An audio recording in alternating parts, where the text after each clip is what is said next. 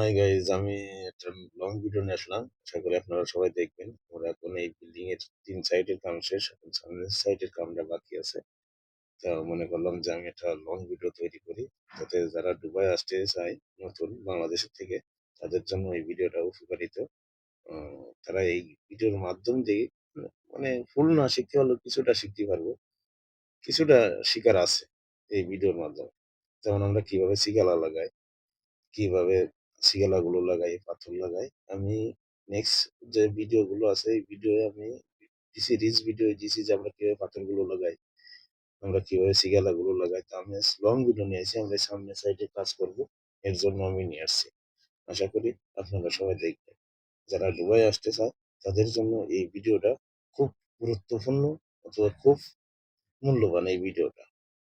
যে আপনি দুবাই এই বাংলাদেশের থেকে আসলেন দুবাই, আপনার মনে করেন যে এই জায়গায় আইসা পরে আমার এই ভিডিও দেখেন, দেখে যে এই জায়গায় আইসা পরে আপনি এই কাজগুলো করতে পারবেন, যে আপনি আগে দেখছেন।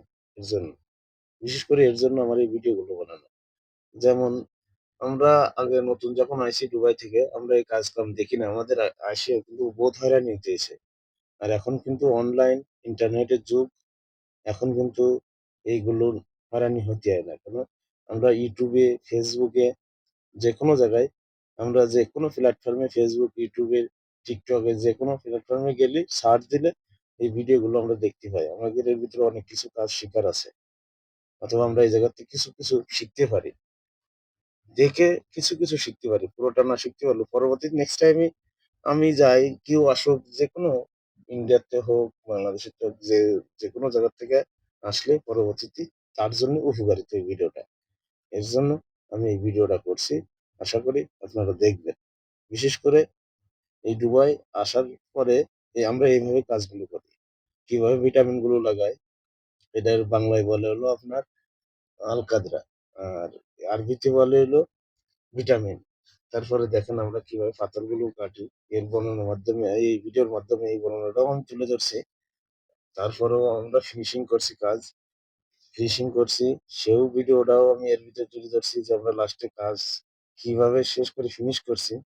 এই যে ছোট একটা মজলিস, মানে পাকঘর যারে বলে, আ পাকঘর, এইটা সরি পাকঘর। এই পাকঘরের কাজও শেষ করছি, এটাও ফিনিশিং করছি। এটার ভিডিওটাও আমি তুলে ধরলাম। আশা করি আপনারা দেখবেন, সবার কাছে ভালো লাগবে। বিশেষ করে দুবাই যারা আসতে চান তাদের জন্য এই উপকারিত এই ভিডিওটা। দুবাই এসে কিন্তু কেউ এসে পরে কেউ কাজ শিখতে পারে না। তার জন্য এই ভিডিওটা আমার করা। যাতে এই ভিডিওটা দেখে আপনারা এর ভিতরে থেকেও অনেক উপকারিত হন। এর জন্য এই ভিডিওটা আমার করা। এই আমরা কাজ করতেছি পুরান একটা বিল্ডিং এর ভিতরে। প্লাস্টার আছিল আগে। সেই প্লাস্টার ওটাই, এখন কিন্তু পাথর লাগানো আছে। মার্বেল টাইল বলে বাংলাদেশে। আমাদের যে টাইল